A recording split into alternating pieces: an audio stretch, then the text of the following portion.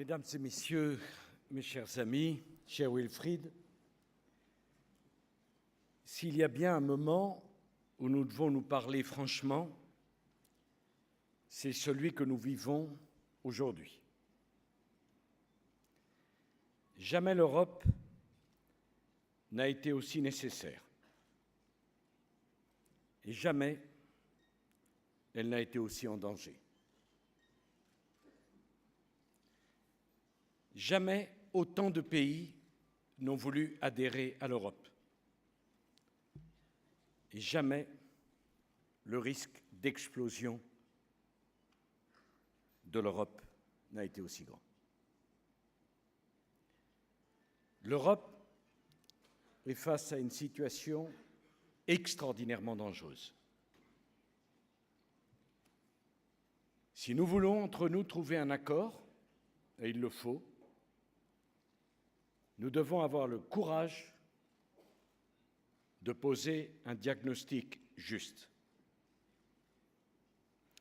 Ce diagnostic, c'est que l'euro, qui devait inspirer de la confiance,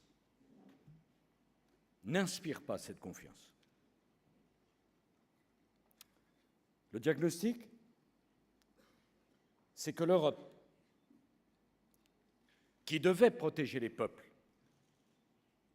les inquiète dans tous les pays. Le diagnostic, c'est que nous avons quelques semaines pour décider parce que le temps travaille contre nous.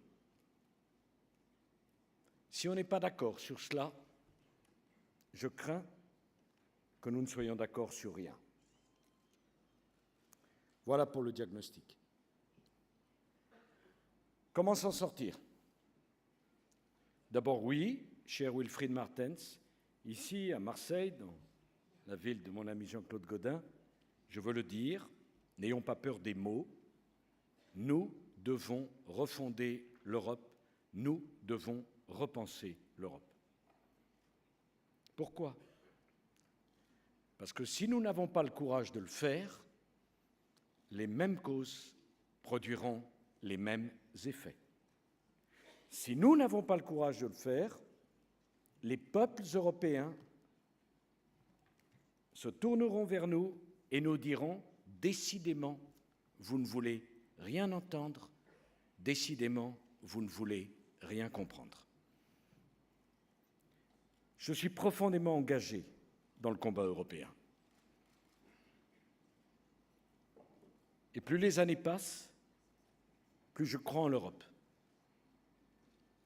Mais être européen aujourd'hui, c'est être lucide et regarder la situation telle qu'elle est, non pas telle qu'on souhaiterait qu'elle soit.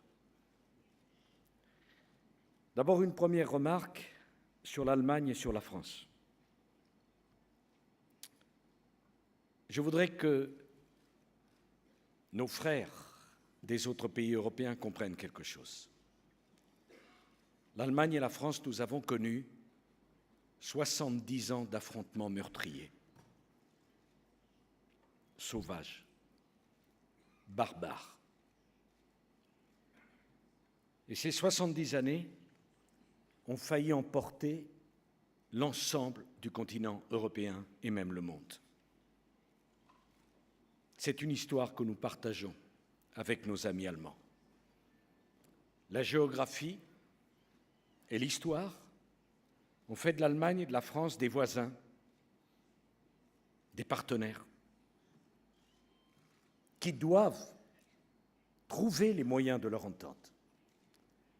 À ces 70 années de guerre ont suivi 70 années de paix, en grande partie grâce à l'Europe. La question pour la chancelière Merkel comme pour moi, que voulons-nous que soient les 70 années qui viennent? Nous voulons la paix. Eh bien, pour la paix, il faut que l'Allemagne et la France convergent, se comprennent, travaillent ensemble, fassent des compromis ensemble, s'additionnent. Première économie d'Europe, deuxième économie d'Europe. Nous n'avons pas le choix. la convergence ou la divergence. Au bout de la convergence, il y a la paix et la réussite pour toute l'Europe. Au bout de la divergence entre la France et l'Allemagne, il y a l'échec et l'affrontement pour toute l'Europe. Pour l'Allemagne et la France, il ne s'agit pas de réclamer plus de droits que les autres. Ça n'aurait pas de sens. Mais nous avons plus de devoirs que les autres. Et si nous arrivions à un sommet de l'importance de celui que nous allons vivre à Bruxelles, sans un accord entre la France et l'Allemagne, alors l'accord serait impossible dans toute l'Europe. C'est un luxe que nous ne pouvons pas nous permettre. Vous savez, quand on fait un compromis avec Mme Merkel, il lui pose des problèmes chez elle, il me pose des problèmes en France, mais ces problèmes ne sont rien par rapport au risque que ferait peser sur toute l'Europe un désaccord et un affrontement entre la première économie et la deuxième économie. Donc, en grâce, que personne ne perde de temps à s'étonner qu'il y ait un accord entre la France et l'Allemagne ou à s'agacer qu'il y ait un accord entre la France et l'Allemagne, c'est notre devoir. Il n'y a pas d'autre choix. Ça, c'est le choix de la raison. La deuxième remarque que je voudrais faire, c'est que notre volonté, c'est de travailler avec vous tous. Mais il faut tirer les conséquences de ce qui s'est passé. Au moment de la monnaie unique, qui fut une grande avancée, une grande idée, un grand projet, il y a eu 2 erreurs très graves qui ont été commises. Je le dis pour qu'on en tire les conséquences, pas pour qu'on critique ceux qui les ont commises. Ça n'a pas de sens, c'est le passé.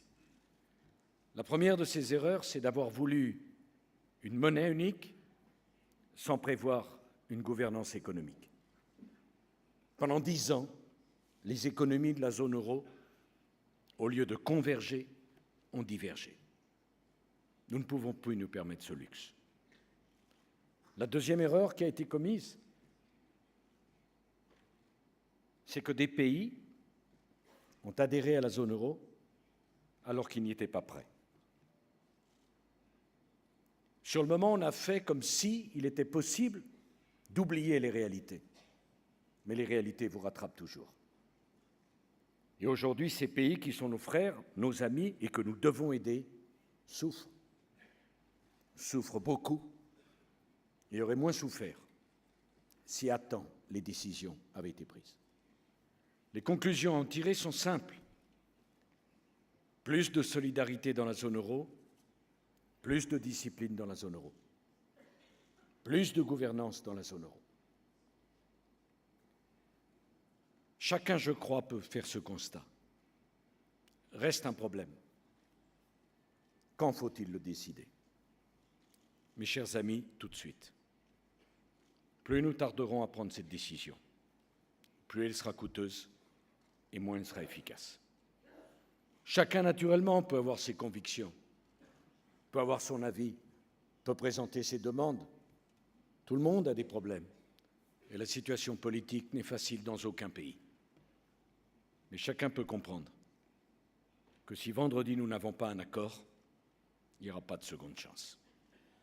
J'appelle donc à l'esprit de compromis et à la rapidité dans les décisions. Je voudrais aussi, en terminant, faire une ou deux autres remarques. En grâce, ne nous laissons pas aller au sport favori en Europe, le juridisme. Il n'y a qu'ici qu'on pense que c'est un problème. Dans le monde entier, on nous demande d'assumer des choix politiques, pas d'expliquer des documents juridiques.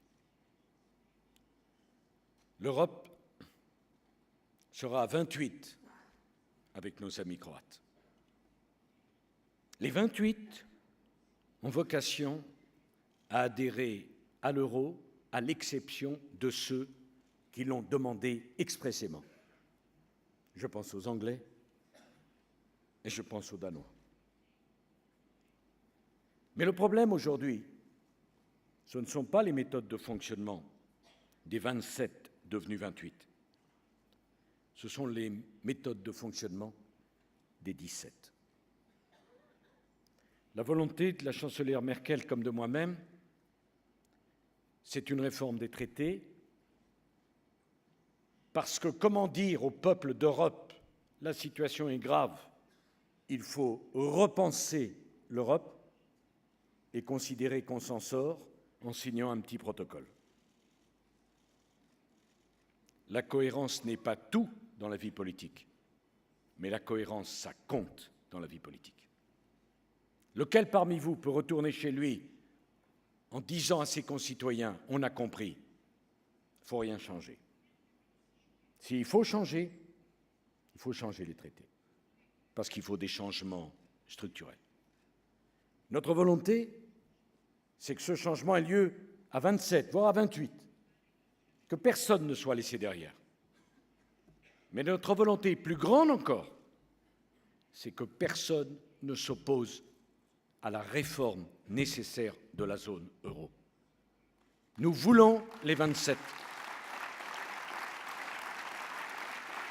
Mais si à l'intérieur des 27, il devait y avoir blocage, alors nous passerions à 17 en disant à tous ceux qui voudraient rejoindre la réforme à 17 qu'ils sont les bienvenus. Nous ne pouvons pas prendre le risque de l'immobilisme. Et enfin, et c'est la dernière remarque, je voudrais dire mon amitié, ma confiance au président Barroso et à la Commission.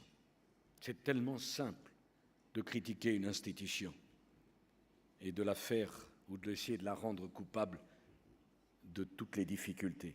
Nous sommes tous coupables et comptables devant l'ensemble des peuples d'Europe. Mais ça sera ma dernière remarque. Nous ne pouvons pas nous en tenir à une seule question d'institutions et de traités. Il faudra aller jusqu'au bout de la discussion entre nous. Je ne crois pas au protectionnisme. Je crois à la liberté des échanges dans le monde.